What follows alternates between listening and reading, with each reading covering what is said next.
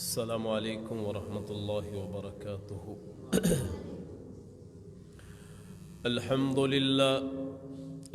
للہ نحمده ونستعینه ونستغفره ونؤمن به ونتوکل علیہ ونعوذ باللہ من شرور انفسنا ومن سیئات اعمالنا، من يهده الله فلا مضل له ومن يضلله فلا هادي له، ونشهد أن لا إله إلا الله وحده لا شريك له، ونشهد أن محمدا عبده ورسوله۔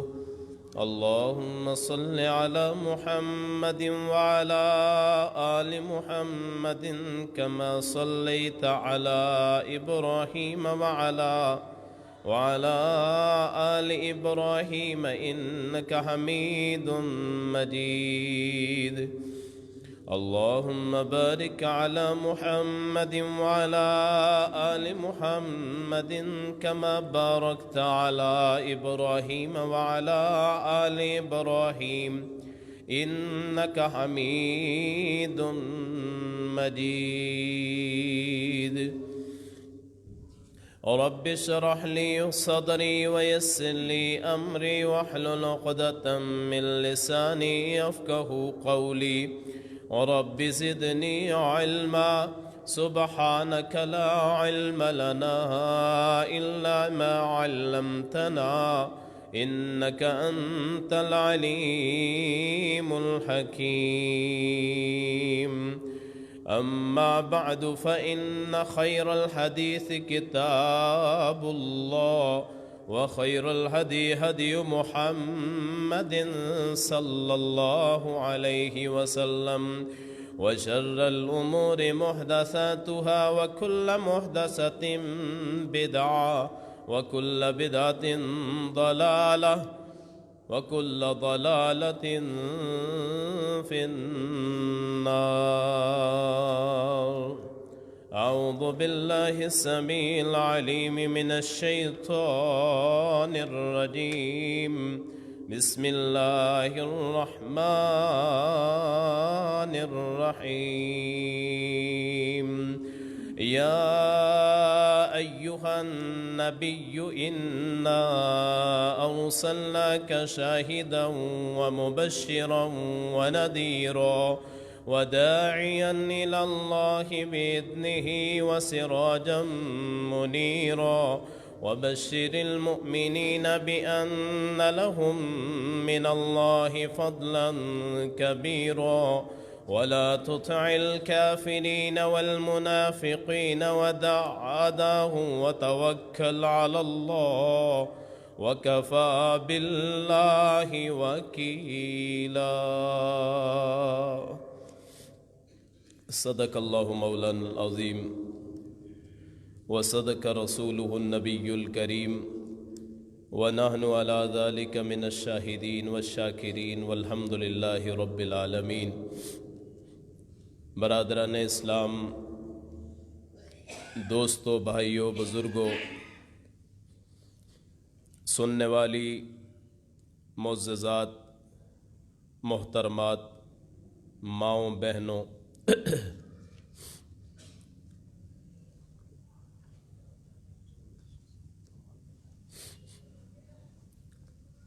آج کے جمعۃ المبارک کا موضوع ہے سید الکونین والی بطحا حضرت محمد الرسول اللہ صلی اللہ علیہ وسلم کا انداز تبلیغ، داعی ہونے کے لحاظ سے آپ کی خصوصیات، آپ کی دعوت اور منہج کا انداز، اور آپ نے کیسے ایک مکے جیسے ان پڑھ شہر سے پوری دنیا پہ راج کیا، اور آپ کے ارشادات، ان کا انداز کیا تھا۔ سید الکونین والی بطحا حضرت محمد الرسول اللہ صلی اللہ علیہ وسلم انتہائی عاجز انکسار اور دنیا جہان میں سب سیدھی فہم ایک ایک لفظ کو 3 مرتبہ دہراتے یاد دہانی کے لیے، حتیٰ کہ سننے والوں کو یاد ہو جاتا۔ آپ کی دعوت اور تبلیغ ہی تھی جس کی وجہ سے آج ہم اپنے آپ کو مسلمان یا مومن کہتے ہیں۔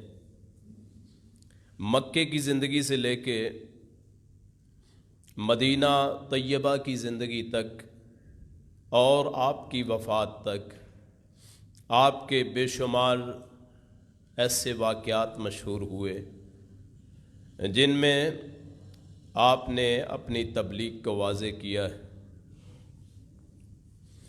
پچھلی جتنے نبی ہیں پچھلے، ان میں کسی کو بھی وہ شرف حاصل نہیں ہے جو حضرت رسول اکرم صلی اللہ علیہ وسلم کو حاصل ہے۔ اس کی وجہ یہ ہے کہ آپ کے ایک ایک انداز کو، آپ کے افکار کو آپ کے شاگردوں نے اسے محفوظ کر لیا۔ حضرت موسیٰ علیہ السلام، ان کی زندگی کے بہت سارے ایسے گوشے ہوں گے جن کے بارے میں یہودیوں کو معلوم نہیں ہے۔ حضرت ابراہیم علیہ السلام، قرآن آنے سے پہلے ان کی بیشتر تعلیمات سے ناواقفیت تھی۔ حضرت عیسیٰ علیہ السلام، ان کی زندگی بھی ہر لمحہ وہ انجیل میں، بائبل میں موجود نہیں ہے۔ یہ شرف صرف حضرت رسول اکرم صلی اللہ علیہ وسلم کو ہوا کہ آپ کی زندگی کا ہر حصہ صحابہ کرام نے لوگوں کے سامنے بیان کیا، جنہیں احادیث یا آثار یا اخبار کہا جاتا ہے۔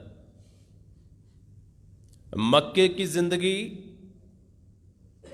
آپ کی صرف عقائد پہ خطبات ہوتے تھے کہ لوگوں کے عقیدے درست ہو جائیں۔ مکے میں آپ کی زندگی کا مشن یہ تھا۔ پھر جب مدینہ طیبہ میں تشریف لائے تو ترجیحات بدل گئیں۔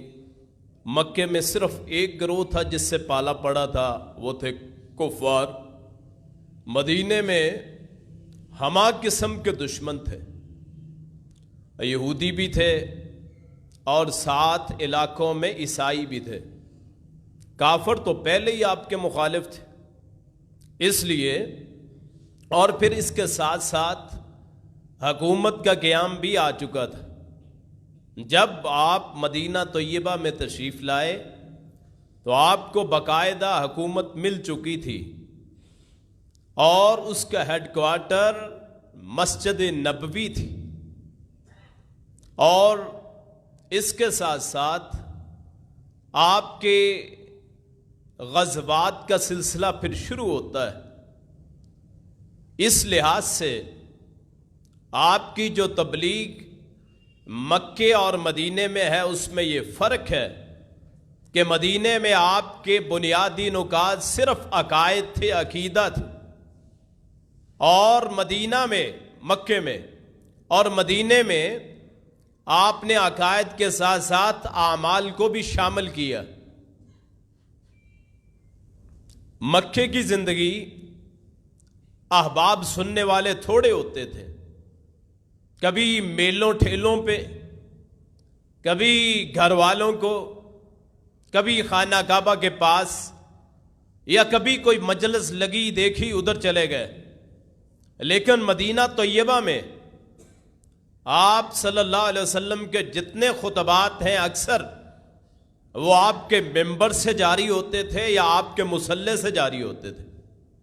وجہ یہ تھی کہ آپ کو وہاں لشکر میسر آ چکا تھا۔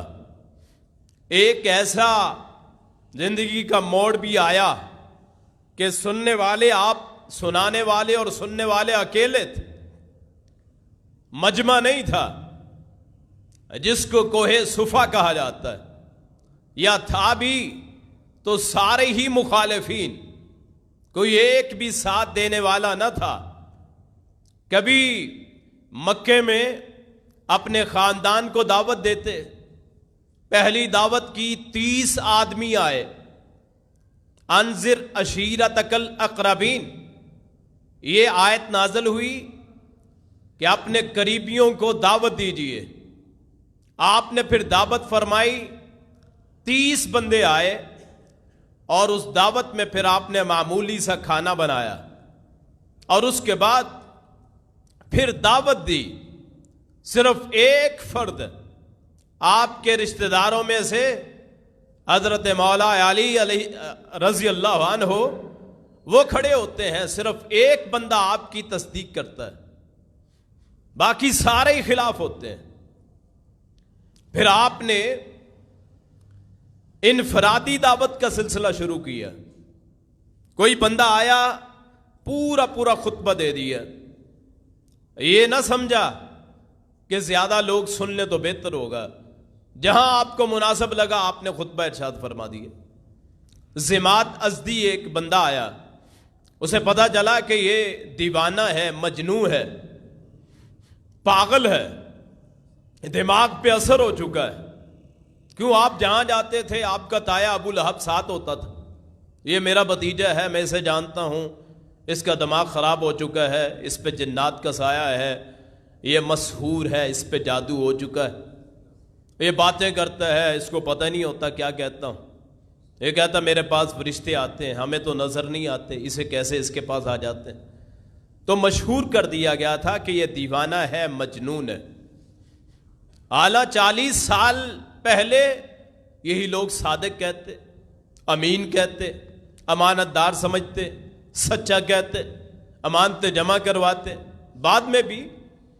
لیکن جب اپنے آپ پہ زد پڑی، جب آپ کے اپنے بتوں کو برا کہا گیا، جب اپنے جھوٹے معبودوں کی تکفیر ہوئی، ان کا انکار کیا گیا، پھر وہی جو سچا ماننے والے تھے وہی جھوٹا کہنے لگ گئے، وہی مجنون کہنے لگ گئے، وہی دیوانہ کہنے لگ گئے، وہی سر پھرا کہنے لگ گئے، وہی گستاخ کہنے لگ گئے، وہی منکر ماننے لگ گئے، وہی کہتے تھے ہمارا انکار کرنے والا آ گیا، ہمارے بتوں کو نہ ماننے والا آ گیا، ہمارے بزرگوں کی توہین کرنے والا آ گیا۔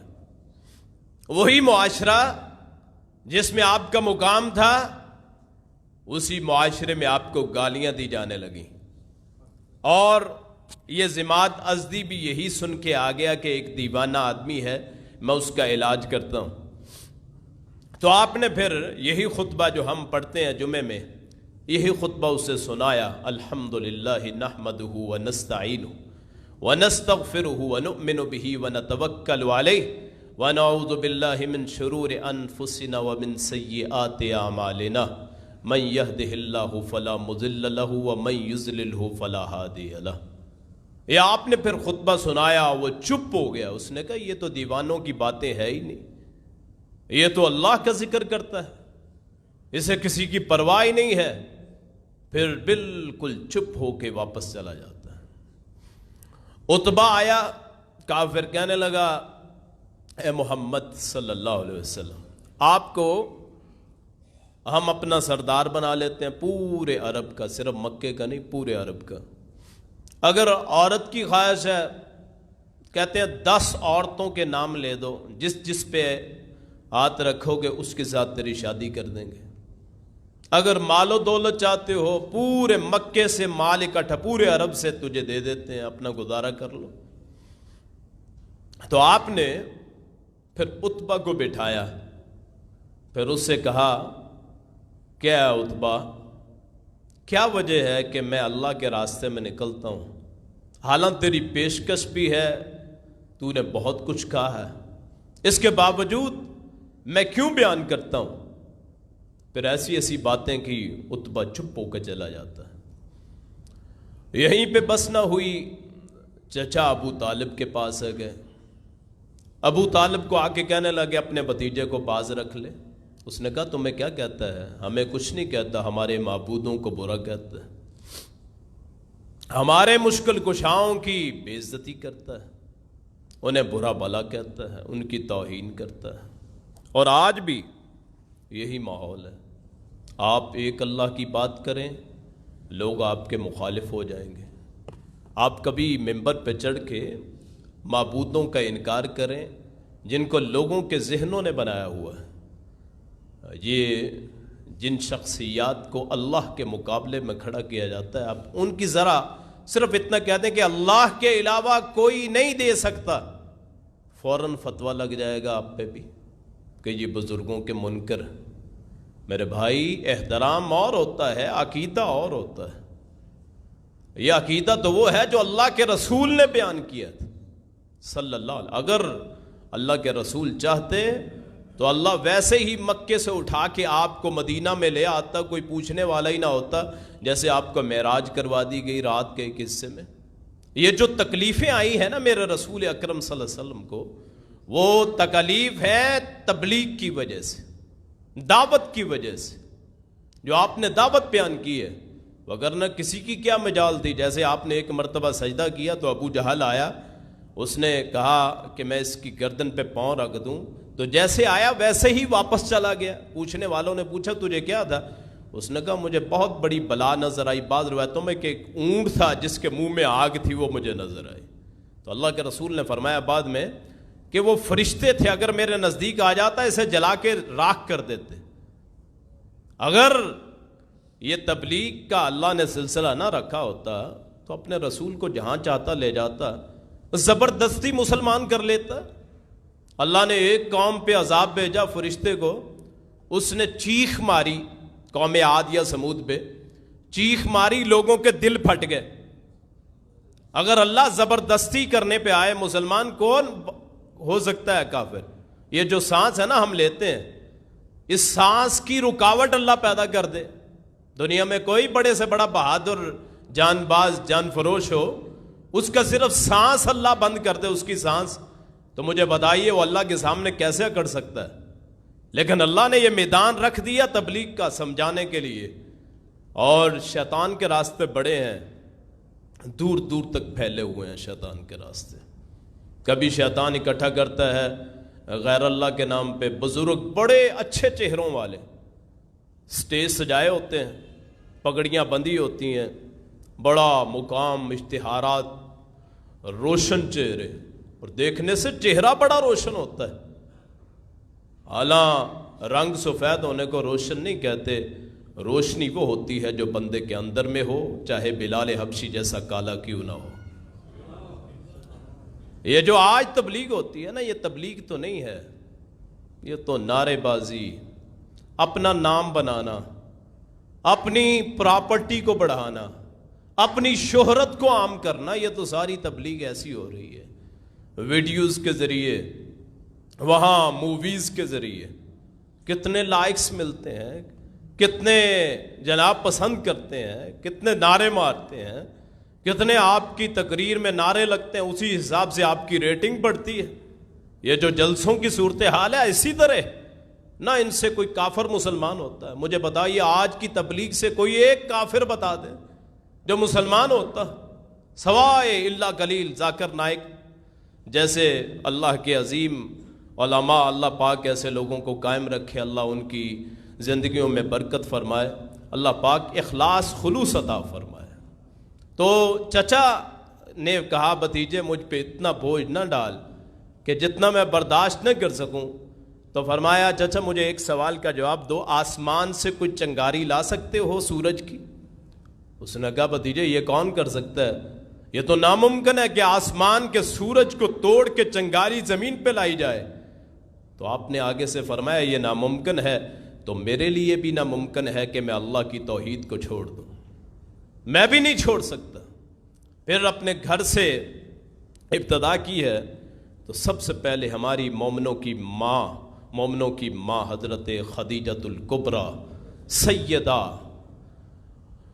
رضی اللہ عنہا، وہ سب سے پہلے آپ پہ ایمان لاتے ہیں۔ پھر آپ کے دوست ابو بکر، عمر میں 2 سال کا فاصلہ تھا، وہ تقریباً 2 سال کا۔ پوچھا اے محمد، اس وقت تو نبی ابھی اعلان نہیں کیا تھا، آپ نظر نہیں آتے، باہر بھی کم نکلتے ہیں۔ فرمایا اللہ نے مجھے رسول بنایا ہے، میں تبلیغ کرنے کے لیے آیا ہوں۔ انہوں نے کہا اللہ نے آپ کو رسول بنایا؟ ہاں جی بنایا۔ ساتھ ہی کلمہ پڑھ لیا، اشہد ان لا الہ الا اللہ اشہد ان محمد رسول اللہ۔ تو یہ دو پہلے مسلمان ہوئے۔ پھر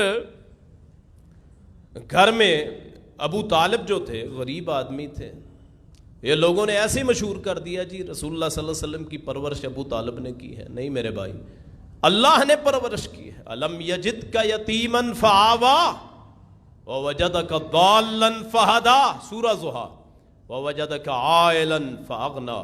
ابو طالب تو خود غریب آدمی تھے، حضرت علی کو آپ نے خود لیا تھا، اور مولا علی جو ہیں وہ حضرت ابو طالب کے بیٹے ہیں، وہ تو ان کا خرچ نہیں اٹھا سکتے تھے، ان کا خرچ حضرت رسول اللہ نے اٹھایا صلی اللہ علیہ وسلم۔ آپ کے گھر میں ایسے لوگوں نے پھیلا دیا۔ ہاں چونکہ ابو طالب خاندان کے سربراہ تھے، اس لحاظ سے آپ کو کہہ سکتے ہیں کہ پرورش کی ہے، وگرنہ آپ کو پالا نہیں ہے۔ اللہ کے رسول کو پالنے والی ذات اللہ کی ہے، اور آپ کی پیدائش سے پہلے ہی والد فوت ہو چکے تھے۔ 6 برس کے ہوئے والدہ فوت ہو گئی، 8 برس کے ہوئے دادا فوت ہو گئے۔ اللہ نے سارے سہارے چھین لیے، سارے سہارا ہی کوئی نہیں تھا۔ کیوں؟ یہ دنیا کے لیے اسوہ حسنہ اسے بنانا تھا۔ تو آپ نے پھر اپنے گھر میں کہ میرے چچا کی آمدنی کم ہے، تو مولا علی کو اپنی سرپرستی میں لیا ہے رضی اللہ تعالی عنہ، اور انہیں پالا ہے، ان کی پرورش کی، اپنا بیٹا بنایا ہے۔ تقریباً 30 سال کا فرق تھا حضرت رسول اللہ حضرت علی کی عمر میں، یہ آپس میں فرق تھا۔ پالنے والے اللہ کے رسول، اور جس کی پرورش ہوئی مولا علی رضی اللہ عنہ۔ اس لیے اپنے ذہن سے نکال دیں کہ میرے رسول کی پرورش کسی نے کی ہو، میرے رسول کی پرورش صرف اللہ نے کی ہے۔ آپ زندگی میں آپ کو کسی نے برہنہ ہی نہیں دیکھا، آپ کے ننگے جسم کو کسی نے دیکھا ہی نہیں۔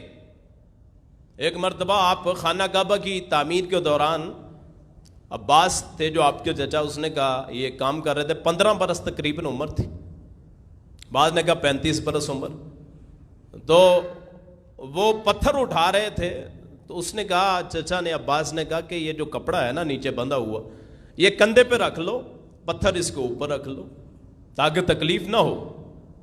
تو آپ جب اتارنے لگے تو اللہ نے بے ہوش کر دیے کہ میرے پیغمبر کے جسم کو بھی کوئی آنکھ نہیں دیکھ سکتی صلی اللہ علیہ وسلم۔ تو وہ تیسرے بندے تھے حضرت علی المرتضیٰ، جو آپ کے گھر میں رہتے تھے، کہ آپ عبادت کرتے تھے، حضرت خدیجہ بھی کرتے تھے، چھپ کے دیکھنے لگے کہ سامنے تو کوئی بت نہیں پڑا، یہ سجدہ بھی کرتے ہیں، رکوع بھی کرتے ہیں، قیام بھی کرتے ہیں، یہ کچھ پڑھتے رہتے ہیں۔ پوچھنے لگے اللہ کے رسول یہ کیا مسئلہ ہے، آپ کیا ہی بات، رسول تو نہیں مانتے تھے، اے بھائی یہ کیا مسئلہ ہے، چچا کے بیٹے تایا کیا مسئلہ ہے، آپ یہ کیا کرتے ہیں؟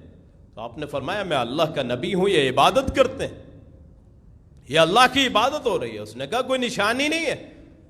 کہا نشانی اللہ کی وہی ہے جو میرے پاس آتی ہے۔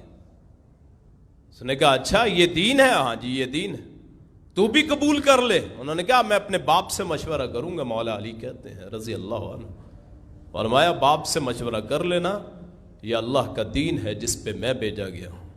صبح مشورے سے پہلے ہی مولا علی وہ اسلام قبول کرتے ہیں، کلمہ پڑھ لیتے ہیں، پھر اس کے بعد مسلمان ہوتے ہیں زید بن حارثہ، یہ غلام بن کے آئے تھے حضرت خدیجہ کے پاس، اور حضرت خدیجہ نے اللہ کے رسول صلی اللہ علیہ وسلم کو تحفے میں دے دیا تھا جب آپ سے شادی ہو گئی۔ 25 برس کی عمر تھی حضرت رسول اللہ کی جب آپ کی حضرت خدیجہ سے شادی ہوئی، 25 برس، اور یہ 25 سال آپ کی جوڑی رہی ہے حضرت خدیجہ کے ساتھ رضی اللہ عنہا۔ دنیا میں ایسا رشتہ کون ہوگا جو محمد الرسول اللہ اور حضرت خدیجہ رضی اللہ عنہا کے جیسے؟ یہ دنیا میں سب سے مقدس رشتہ جس میں وجود آیا فاطمہ کا، زینب کا، ام کلثوم کا، رقیہ کا، عبداللہ کا، قاسم کا، طیب کا، دنیا کی پاکیزہ ترین جوڑی ہے تو محمد الرسول اللہ کی ہے صلی اللہ علیہ وسلم۔ تو پھر یہ زید بن حارثہ، ان کے والد حارثہ، ان کو پتا چلا کہ میرا بیٹا جو ہے وہ فلاں شہر میں ہے، مکے میں، وہاں سے آئے، آ کے پوچھنے لگے میرا بیٹا۔ انہوں نے کہا جی یہ محمد ہیں صلی اللہ علیہ وسلم، ان کے پاس ہے تمہارا بیٹا۔ وہ آپ کے پاس آیا حارثہ، آ کے کہنے لگا اے محمد صلی اللہ علیہ وسلم، میرا بیٹا آپ کا غلام بن گیا ہے، آپ ہم سے مال لے لیں، جو چیز مطالبہ کرے ہم دے دیں، میرا بیٹا مجھے دے دیں۔ تو آپ نے آگے سے فرمایا یہ تیرا بیٹا ہے زید، اس سے پوچھ لو، اگر جانا چاہتا ہے تو چلے جائے۔ تو باپ اور بھائی نے جب پوچھا کہ ہاں بھی ہمارے ساتھ جانا ہے، تو اس نے کہا میں اس کو چھوڑ کے نہیں جا سکتا، اس جیسا میں نے مقدس بندہ ہی کوئی نہیں دیکھا اتنا اچھا، میں اس کو چھوڑ نہیں سکتا، کیوں آپ کا کردار اتنا اعلیٰ تھا، عمدہ تھا، یہ نبوت، آپ کی رسالت، اس کی کیسی کیسی گواہیاں ہیں، ایمان پیغمبر بننے سے پہلے اور بعد جو کردار ہے میرے محمد کا، وہ لازوال، بے مثال، بے نظیر، کائنات اس کی مثال بیان نہیں کر سکتے۔ تو پھر آپ نے پھر لوگوں کے سامنے اعلان کر دیا تھا، اے لوگو میرا بیٹا کوئی نہیں ہے، اس وقت بیٹا کوئی نہیں تھا، میرا بیٹا کوئی نہیں، یہ میرا بیٹا ہے جس کو میں زید کہتا ہوں، اس کو آج سے زید بن حارثہ نہیں، زید بن محمد کہا جائے گا، متبنہ بنا لیا تھا۔ پھر اللہ نے سورہ احزاب میں پھر نفی کر دی کہ بیٹا صرف اپنے باپ کا ہوتا ہے، ما کان محمد ابا احد من رجالکم ولکن رسول اللہ و خاتم النبیین، محمد مردوں میں سے کسی کے باپ نہیں ہے، اللہ کے رسول ہے، خاتم النبیین، یہ اللہ نے پھر نفی کر دی تھی۔ لیکن یہ آپ کے گھر میں رہتے تھے، آپ ان سے بہت پیار کرتے تھے، زید سے بہت پیار کرتے۔ زید باہر سے آئے ایک مرتبہ تو دروازہ کھولا، آگے سے زید ہے، آپ کا اوپر والا دھڑ اس پہ کپڑا نہیں تھا، تو آپ نے زید کو ویسے ہی جفا ڈال لیا، سینے سے چمٹا لیا، اے اللہ میں اس سے محبت کرتا ہوں، تو بھی اس سے محبت کر۔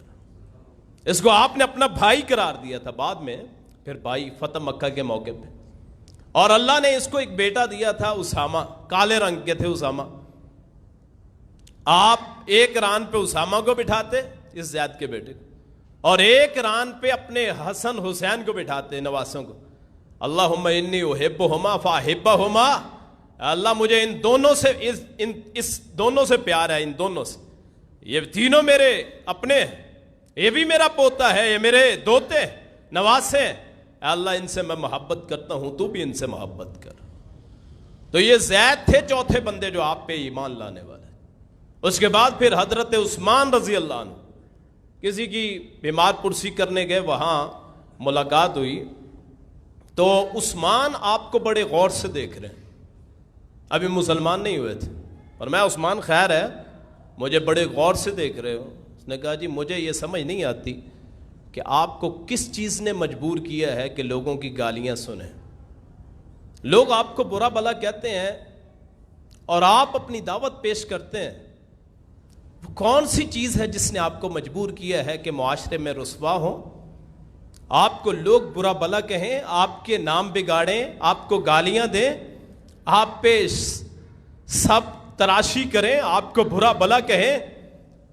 تو اللہ کے رسول صلی اللہ علیہ وسلم نے جلال میں فرمایا وہ میرے اللہ کی ذات جس نے مجھے مجبور کیا ہے کہ میں اس کی تعلیمات کو لوگوں میں پھیلاؤں، یہ اللہ ہے۔ عثمان حیران ہو گئے، کانپنے لگ گئے، کپ کپاہٹ طاری ہو گئی کہ آپ کو کسی چیز کی پرواہ نہیں ہے، صرف اللہ کی پرواہ ہے۔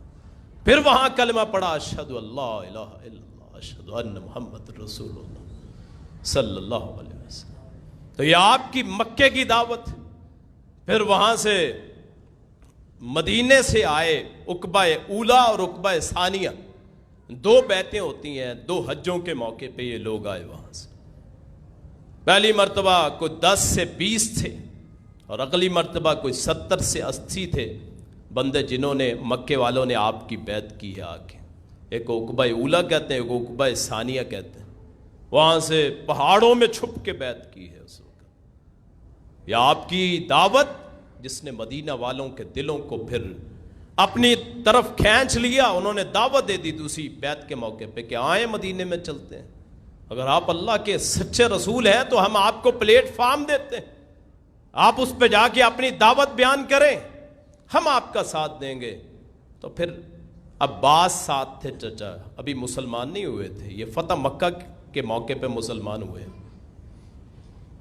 پہلے مسلمان نہیں ہوئے تھے. تو یہ عباس کہنے لگے مدینہ والو, اس وقت یسرب نام تھا, اے یسرب والو تمہیں پتہ نہیں ہے تم کس شخص کو دعوت دے رہے ہو, اس کو پناہ دینے کا مطلب ہے پورے عرب سے دشمنی. یہ جو بندہ ہے نا تمہارے سامنے کھڑا جس کو محمد کہا جاتا ہے صلی اللہ علیہ وسلم, اس کو اگر پناہ دو گے مدینے میں لے کے جاؤ گے پورا عرب تمہارے خلاف کھڑا ہوگا. تو انہوں نے کہا تھا ہم اس کو اپنی جان پہ کھیل کے پناہ دیں گے. تو پھر اللہ کے رسول نے جب یہ سنا تو فرمایا بڑھاؤ اپنا ہاتھ, آج کے بعد تمہاری زندگی میری زندگی, میری زندگی تمہاری زندگی, مروں گا. اس نے کہا, انہوں نے آگے سے کہا اگر آپ کو اللہ نے مکہ دے دیا کبھی پھر آپ ہمیں چھوڑ کے تو نہیں جائیں گے. فرمایا میری میت بھی وہاں ہوگی جہاں تم مرو گے, وہاں میں مروں گا وہیں رہوں گا. اسی لیے مکے میں آپ مدینے میں گئے ہیں, جس حجرے میں قیام کیا وہیں فوت ہوئے, وہیں دفن ہوئے. مکہ فتح ہوا, صرف 3 دن وہاں ٹھہرے. رسول اللہ نے فرمایا تھا جو 3 دن سے زیادہ آپ ٹھہرے گا نا یہاں, اس کی ہجرت ختم ہو جائے گی. آپ نے کبھی مطالبہ نہیں کیا مکے والے گھر کا. آج مسئلہ ایک چلا ہوا ہے باب فدق کا, لوگ شور مچاتے ہیں کہ باب فدق جی اللہ کے رسول نے وہ خیبر کی زمینیں تھیں وہ جی بعد میں غصب کر لی گئیں, خلفاء نے غصب کی ہیں, اور آپ نے تو مکے والی جو آباء و اجداد والی زمین وہ چھوڑ دی تھی, کبھی مطالبہ نہیں کیا.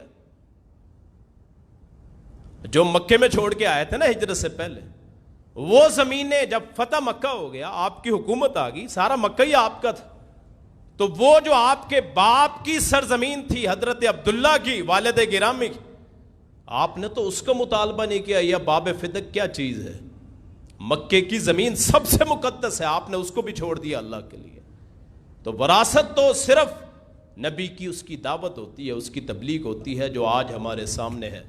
آپ کی وراثت یہ ہے جسے قرآن کہا جاتا ہے, یا جو آپ کے فرامین احادیث کی صورت میں موجود. آپ نے پھر طائف بھی گئے, خدیجہ فوت ہو گئیں رضی اللہ عنہ, ابو طالب فوت ہو گئے, سرپرست جو خاندان کے تھے. مکے میں آپ کو کامیابی نہیں مل رہی تھی, پھر طائف میں چلے گئے, دعوت دی. 3 سردار تھے طائف کے, عبد یعلیل اس کے بیٹے تھے. یہ کہنے لگا اگر تو نبی ہے تو میں گناہگار آدمی ہوں, تجھ سے گفتگو نہیں کر سکتا. ایک نے کہا تجھے ہی اللہ نے نبی بنانا تھا. تمام نے جواب دے دیا. وہاں سے مایوس واپس آ رہے تھے, پیچھے پھر انہوں نے گماشتے لگا دی, پتھر مار مار کے رسول اللہ کو لہو لہان کر دی. آپ کا خون گر گر کے آپ کے جوتوں کے میں چپک گیا, اور جب اتارا تو وہ ساتھ ہی چمڑا بھی اتر گیا صلی اللہ علیہ وسلم. آپ نے وہاں اپنی تبلیغ, اب دیکھیں آپ کو پتھر بھی مارے ہیں, برا بلا کہا ہے. زید بن حارثہ ہیں, کبھی کسی پتھر کو پکڑتے, کبھی کسی آپ کے سامنے آتے, میرے لگ جائیں, میرے محبوب بچ جائیں. فرشتہ بھی آ گیا آسمان سے کہ جی آپ کہیں تو اس بستی کو 2 پہاڑوں میں پیس دوں. تو آپ نے فرمایا تھا اللہم اہد قومی فإنہم لا یعلمون. یہ ہوتی ہے تبلیغ, انداز تبلیغ, کہ اپنے پہ بات آئے تو برداشت کرنا. حضرت عائشہ فرماتی ہیں واللہ من تقم لنفسہ احدا, اللہ کی قسم ہے اللہ کے رسول نے کبھی اپنی ذات کے لیے انتقام نہیں لیا. آج ہم بھی ممبروں پہ کھڑے ہوتے ہیں, کوئی مجمع سے اٹھ کے کوئی بات کر دے تو مقتدی اس کے گلے پڑ جاتے ہیں, امام کا اپنا چہرہ سرخ ہو جاتا ہے, میرے ساتھ کیا ہو گیا. اللہ کے رسول کی تبلیغ ایسی تھی, آپ کو اس میں پتھر بھی پڑتے تھے پھر بھی مسکرا پڑتے تھے, مسکرا کے جواب دیتے. اگلا دن پھر وہی گالیاں, باہر نکلتے کوڑا, اسی گلی سے پھر اگلے دن گزرتے، بار بار آپ کے ساتھ یہ ہوتا تھا، اور 13 برس مارے کھائی ہیں میرا رسول صلی اللہ علیہ وسلم، ہر روز کچھ نہ کچھ واقعہ ہوتا تھا۔ چھوٹی سی فاطمہ، وہ جب شام کو آتے، اور خدیجہ وہ جب آپ کے ہاتھ دھوتی ہوں گی، آپ کا چہرہ صاف کرتی ہوں، گرد پڑ گئی ہے، میرے بابا کو دوسری کہتی ہوگی میرے شوہر کو کیوں مار پڑتی ہے، اس نے کیا جرم کیا ہے، کسی کا کیا چرایا؟ چرایا کیا تھا؟ یہ دل چرانے والی ذات تھی، لوگوں کے دلوں کو اپنے قید میں کرتے تھے۔ یہ تبلیغ تھی اللہ کے رسول کی، یہ انداز تھا۔ اور پھر ان کے بارے میں پھر جب لوگ کلمہ پڑھتے تو کہتے تھے رب السماء والارض انہ لحق، کلمہ پڑھتے ہوئے یہ کہتے تھے کہ رب آسمان اور زمین کا گواہ ہے کہ یہ جو بیان کر رہا ہے سچا۔ اور پھر جب وہاں سے چل آئے مدینے میں، رات کی تاریکی میں نکلے، 3 دن غار میں ٹھہرے، اللہ نے سنت یوسف بھی تازہ کر دی، 3 دن وہ کنویں میں ٹھہرے تھے اور 3 دن یہ پہاڑی میں ٹھہرے تھے۔ وہاں سے جب مدینے میں آئے، پھر وہاں تبلیغ کا میدان سجا لیا۔ آپ میلوں ٹھیلوں پہ بھی جاتے تھے، کھیل تماشے والی جگہوں پہ جا کے اپنی اعلان تبلیغ کرتے، جہاں لوگ کھیل تماشے کرتے ہیں وہاں آپ جا کے اپنی تعلیمات لوگوں کو بتاتے۔ گویا ہر جگہ پہ مسلمان کا ایک اس کی ذمہ داری ہے اپنے رسول کی سنت کو ادا کرے، جہاں موقع ملے اللہ کے رسول کی سنت تبلیغ کو آگے بیان کرے۔ اور میں بلغوا انی ولو آیا، اگرچہ ایک آیت ہو وہ بھی پہنچا دو، جن کو نہیں پتا ان کو پہنچا دو۔ پھر مدینے میں آ کے مسند لگا لی، ابھی مدینے سے پہلے قباء میں وہاں بیٹھ گئے، بڑے بڑے لوگوں کو پتا چلا وہ نبی آ گیا ہے جس کے آنے کا اعلان ہو رہا تھا۔ تو آپ عبداللہ بن سلام آئے، یہودیوں کے عالم تھے، یہودیوں کے عالم، آپ کے چہرے کو دیکھا، کہا ان الوجہ وجہ لیس بکذاب، یہ چہرہ کسی جھوٹے کا چہرہ نہیں ہے۔ بعد نے کہا کہ یہ چہرہ جھوٹا نہیں ہے۔ اس وقت بھی پھر آپ نے تبلیغ کی، آپ کے جو تبلیغ کے انداز، سب قرآن میں بھی 3 قسم کے علوم ہیں، قرآن میں 3 قسم کے علوم ہیں، ہم نے اسے کہانیاں بنا لیا، شعر و شاعری کا ذریعہ بنا لیا، قصے واقعات سنا لیے۔ قرآن میں 3 قسم کے علوم جو ہم بیان ہی نہیں کرتے۔ سب سے پہلے اللہ کی توحید، سورہ اخلاص، میرا رسول فرماتے ہیں جو بندہ 1 مرتبہ سورہ اخلاص پڑھ لے اللہ اسے 10 سپاروں کا ثواب عطا فرماتا۔ کیوں؟ توحید سے بری ہوئی ہے۔ 4 آیات 10 پارے، 28 پاروں کی ایک آیت، دنیا میں کوئی اور ایسی صورت۔ سب سے پہلا مضمون قرآن کا اللہ کی توحید، دوسرا پھر آخرت، اعمال، اور تیسرے رسولوں کے احوال۔ یہ 3 چیزیں ہیں ہمارے نزدیک۔ آج ہمارے جلسوں میں کیا ہوتا ہے؟ ہمارے جلسوں میں، ہماری تقریروں میں واہ واہ ماشاءاللہ سبحان اللہ، تقریر سننے کے بعد ایمان تازہ نہ ہو، وہ تبلیغ کیا حیثیت رکھتی ہے؟ 1000 علماء کو بلائیں، اگر دلوں کی کایا نہ پلٹے ان تقریروں کا کیا فائدہ؟ اور اگر ایک بندہ ایمان والا ہو جائے آپ کی تقریر سننے کے بعد، آپ کی ساری زندگی کا حق ادا ہو جاتا ہے۔ کسی ایک بندے کی زندگی اگر بدل جائے، وہ ہے تبلیغ جو حضرت رسول اللہ نے کی ہے۔ انداز آپ کا کیا تھا کہ آپ جب گفتگو کرتے صحابہ کرام کی گردنیں جھک جاتی، ابو بکر صدیق رضی اللہ عنہ، عمر فاروق، صحابہ آج کہتے ہیں نا چہرہ بیان کرتے ہیں اللہ کے رسول کا چہرہ جیسے 14ویں کا چاند ہے جی، وہ کہتے ہیں نہ لمبا تھا نہ گول تھا. یہ تو بعد میں ساری روایات اکٹھی کر کے بنایا گیا. کبھی کسی صحابی نے آپ کے چہرے کو غور سے دیکھنا، وہ دیکھنا کیا تھا، تاب ہی نہیں لاتے تھے، آپ کا روب اتنا ہوتا تھا. ایک مرتبہ آپ ظہر میں آپ نے 2 رکعتیں پڑھا دیں، 2 بھول گئے. انسان ہے، اور پیغمبر بھی انسان تھے، اللہ کے رسول انسان، بشر، مٹی سے بنے ہوئے. بعض لوگ کہتے ہیں نور ہے، اور نور کیا کرے گا میرے محمد کے آگے صلی اللہ علیہ وسلم.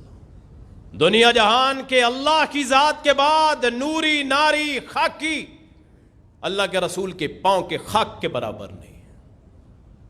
آپ انسان تھے سب سے افضل، آپ بشر تھے، ماں کے پیٹ سے پیدا ہوئے تھے، باپ کے نطفے سے بنے تھے، سب سے افضل تھے اللہ کے رسول صلی اللہ علیہ وسلم.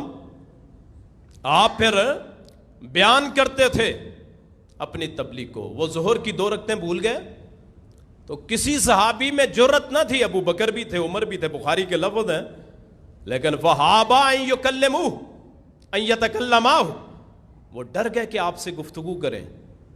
تو پھر ایک قوم میں سے ایک بندے نے کہا اللہ کے رسول نماز کم ہو گئی یا آپ بھول گئے؟ آپ نے فرمایا نہ میں بھولا نہ نماز کم ہوئی. نے کہا جی کچھ تو ہوا ہے. پھر آپ نے لوگوں سے پوچھا، انہوں نے بتایا کہ 2 رکعتیں پڑھی ہیں جی، 2 رہتی ہیں. پھر آپ نے لوگوں کو 2 رکعتیں پڑھائیں، پھر 2 سجدے کیے، سلام پھیرا. تو یہ آپ کی یہ بھی تبلیغ تھی. کبھی ایسا انداز ہوتا آپ بیٹھے ہوئے ہیں، باہر سے کوئی بندہ آ جاتا، فرشتہ ہوتا، اصل میں فرشتہ ہوتا، آ کے گفتگو کرتا، آپ اسے بتاتے، صحابہ سن رہے ہوتے. صحابہ آپ سے سوال کرتے ہی نہیں تھے، بہت کم، جب ضرورت پڑتی پھر کر لیتے. باہر سے کوئی بندہ آتا یا پھر آپ خود بیان کر دیتے. مثلا آپ فجر کی نماز کے بعد فرماتے اکثر، ہاں بھی کسی کو خواب آئی ہے؟ تو لوگ کہتے ہیں جی کسی کو خواب آتی تو خواب سنا دیتے ہیں، وگرنہ پھر آپ اور جاہلیت کے معاملے کو شروع کر دیتے، بتوں کی عبادت کے مسئلے. وہ لوگ ہنستے، آپ خود مسکراتے رہتے، لوگ ہنستے رہتے، واقعات شروع ہوتے. ایک مرتبہ آپ نے پوچھا بھی کسی نے خواب دیکھی ہے؟ یہ تبلیغ ہے نا. اور یہ جو آپ کے واقعات ہیں ان میں بھی ہم کو سبق ملتا ہے. آپ کا ایک ایک لفظ ہمارے لیے وہ معیار صداقت. تو آپ نے فرمایا کسی کو خواب آئی ہے؟ نہیں جی. آپ نے فرمایا پھر مجھے خواب آئی ہے. پھر آپ نے اپنے خواب سنائی. اور میں سویا ہوا تھا، میں تو 2 فرشتے آئے، انہوں نے کہا ارقا، چڑھیے. ایک درخت تھا لمبا سا، اور میں مجھے لے کے چڑھ گئے. اور میں دیکھا کہ آگے ایک تنور ہے، تنور. فرمایا اس کا نچلا جو حصہ ہے وہ کھلا ہے، اوپر والا حصہ تنگ. تو میں نے پوچھا یہ کیا ہے؟ اس میں کچھ ننگے مرد عورتیں تھیں، ننگے مرد عورتیں. آگ زیادہ ہوتی وہ اوپر چڑھ آتے، آگ تھوڑی کم ہوتی نیچے چلے جاتے. میں نے پوچھا یہ کیا؟ انہوں نے کہا آگے چلیے. تو میں نے دیکھا ایک خون کی نہر، اس کے درمیان میں ایک بندہ کھڑا ہے، اور ایک کنارے پہ اس کے ہاتھ میں ایک پتھر ہے. وہ بندہ وہ دریا میں سے، نہر میں سے پار آنے کی کوشش کرتا ہے، اور جس کے ہاتھ میں پتھر ہے وہ زور سے اس کے منہ میں مارتا ہے، اس کو وہیں کر دیتا ہے. بار بار ایسے ہوتا ہے. میں نے پوچھا یہ کیا ہے؟ انہوں نے کہا آگے چلیے. فرمایا پھر میں نے دیکھا ایک بندے کے جبڑوں کو، یہ جو 2 جبڑے ہیں، ان کو کینچیوں کے ساتھ کاٹا جا رہا ہے. ایک ادھر سے لے کے یہاں تک، اور جب یہ چیرا جاتا پھر اس کو لے کے یہاں تک، اتنی دیر میں یہ صحیح ہو جاتا ہے. بار بار ایسے کیا جاتا ہے. یہ سلسلہ چلتا رہا. میں نے کہا یہ کیا؟ اس نے کہا آگے چلیے. اب جب واپس آتے ہیں، سارا خواب مکمل ہوا، تو پھر آپ نے پوچھا واپسی پہ وہ کیا ہے، یہ خواب کیا ہے؟ تو ایک کہنے لگا میں جبریل ہوں، ایک کہنے لگا میں میکائیل ہوں. آپ نے پھر اس خواب میں جنت کی سیر بھی کی تھی کہ درخت دیکھا، اس درخت کے نیچے جیسے چھوٹے چھوٹے تنکے ہیں، جیسے کسی آپ یہ پینسل کے ساتھ نشان ڈال دیں. تو ایک آدمی بیٹھا ہے، کچھ دائیں طرف ہے اس کے، کچھ بائیں طرف.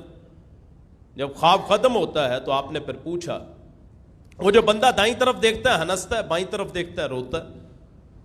تو پھر آپ نے خواب کی حقیقت پوچھی. پھر اس نے وہ خواب کی حقیقت بتائی.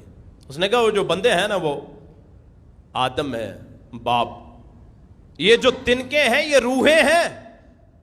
دائیں طرف جنتی، بائیں طرف دوزخی. دائیں طرف دیکھتا ہے جنتیوں کو دیکھ کے ہنستا ہے، بائیں طرف اولاد کو دیکھتا ہے دوزخ میں ہے تو روتا ہے. پھر وہ جو تنور ہے جس میں آگ جل رہی ہے وہ بندے کون ہیں؟ انہوں نے کہا جی وہ زانی مرد اور عورتیں ہیں جو زنا کرتے رہے، ان کو قیامت تک یہ سزا ملتی رہے گی، اور حشر کا میدان بعد میں آباد ہونا ہے. دوزخ جنت میں حساب کے بعد جانا ہے. زانی مرد اور عورتوں کے ساتھ یہی ہوگا جو تنور میں یہ بالن لکڑی کے ساتھ ہوتا ہے. اپنے جسموں کو محفوظ رکھیے، اپنے جسموں کو زنا سے بچائیے. تھڑکتے ہوئے جسم، ٹہل محل کرتے ہوئے جسم، خمدار گردنے، یہ ایک دن آنے والا ہے قبر میں جائے گا، وہ قبر ہی تنور بن جائے گی. پھر وہ بندہ جو بندہ جس کی یہ منہ کے جبڑوں کو چیرا جا رہا ہے، یہ کون ہے؟ فرمایا یہ وہ بندہ ہے جس کو اللہ کوئی مقام دے دیتا ہے اور جھوٹ کو وہ پھیلاتا ہے، وہ جھوٹ کو پھیلاتا ہے. قیامت تک کیسے ہوتا جائے گا؟ موبائل ہے ہاتھ میں آ گیا، ایک پوسٹ آئی، پتہ ہی نہیں صحیح ہے کہ غلط ہے. ربیع الاول کی اتنے بندوں کو خوشخبری دو، یہ ملے گا وہ ملے گا، سارا جھوٹ بکواس. ایک ایک خبریں حدیثیں، جھوٹی حدیثیں لوگوں میں پھیلا کے سمجھا جاتا ہے دین کی تبلیغ ہو رہی ہے. اور تیسرے وہ بندہ جو وہاں کھڑا تھا، درمیان میں پار کرنے آتا ہے تو پتھر مارا جاتا ہے. فرمایا وہ حرام مال کھانے والا تھا، سود کی کمائی، جوئے کی کمائی. یہ آپ کو دکھانے کا مقصد، خواب دکھانے کا، کہ آپ کی تبلیغ اتنی سخت تھی اللہ کے حدوں کو عبور کرنے کی. آپ کے پاس کیس آتا، تبلیغ کا انداز دیکھیے. فلاں نے چوری کی ہے، اس کا ہاتھ کاٹ دیا جاتا. فلاں نے زنا کیا ہے، رجم کیا جاتا. اور یہ آپ کی تبلیغ ہی تھی. ایک بندہ آیا، یا رسول اللہ انی زنیت، میں نے زنا کیا ہے. آپ نے منہ موڑ لیا. اس طرف سے آیا، میں نے زنا کیا ہے، پھر منہ موڑ لیا. زنا کیا پھر منہ موڑ لیا. چوتھی مرتبہ 4 گواہیاں ہو گئیں. فرمایا کس کے ساتھ؟ انہوں نے کہا فلاں عورت کے ساتھ. فرمایا اس کو لے. پھر آپ کیا چاہتے ہو؟ میں توبہ چاہتا ہوں، بخشش چاہتا ہوں. فرمایا اللہ سے معافی مانگ. نہیں، مجھ پہ حد لگائیں. پھر حد لگائی گئی، حد لگائی، رجم کیا گیا. آپ کی تبلیغ، فرمایا میرے پاس آنے سے پہلے پہلے حدود کو ختم کر لو. اگر میرے پاس آ گیا میں نافذ کر دوں گا. اگر آج علماء اللہ کے رسول کی صحیح سیرت کو بیان کریں، اللہ قسم لوگ پکڑ کے ممبروں سے اتار دیں. یہ جو سبحان اللہ ہوتی ہے نا تقریروں پہ، یہ نہ ہو. آپ کی زندگی، آپ کی دعوت اتنی گرم ہے. آپ کا انداز تقریر کیا ہوتا تھا؟ صحابہ فرماتے ہیں جب آپ تقریر کرتے آپ کی آنکھیں سرخ ہو جاتی، آپ کی آواز بلند ہو جاتی، گویا لشکروں کو ڈرا رہے ہیں. آپ صلی اللہ علیہ وسلم اور پھر جب گفتگو کرتے پھر لوگوں کے دلوں کی کایا پلٹ جاتی. آپ حق بیان کرتے. آپ کے صحابہ میں آپ نے حق کو بھر دیا تھا.